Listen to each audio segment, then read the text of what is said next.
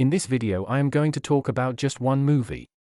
Oppenheimer by Christopher Nolan, released in 2023, starring Cillian Murphy and Robert Downey Jr. as the main leads.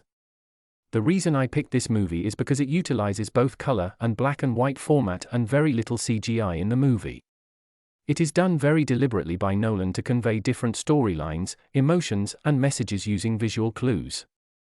The movie is about the physicist J. Robert Oppenheimer. During the Second World War, he was appointed to work on a top-secret project for the US. It was called the Manhattan Project. The aim was to develop an atomic bomb before the Russians and Germany. As we now know it, Oppenheimer succeeded in making the first atomic bomb and was crowned as the father of the atomic bomb and a pioneer to nuclear warfare. Soon after the usage of the bomb, Robert became politically relevant and Lewis Strauss felt overtaken by Robert and wanted to undermine him. To do this, he led a private hearing to investigate and remove Robert's security clearance. The results of the hearing were already predetermined and manipulated by Strauss for his own political gain and benefits.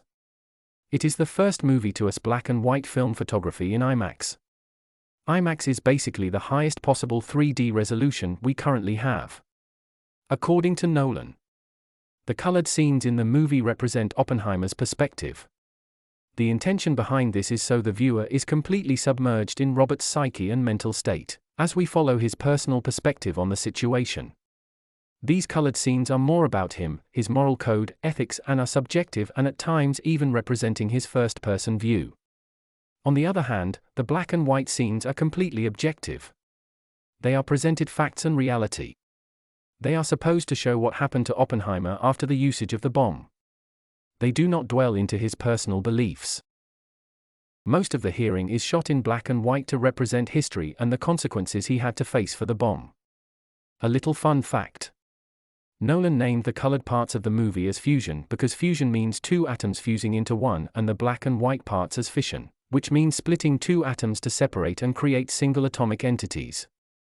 It makes sense because black and white removes emotions from the scenes by being objective and color boosted emotions by being subjective in this movie.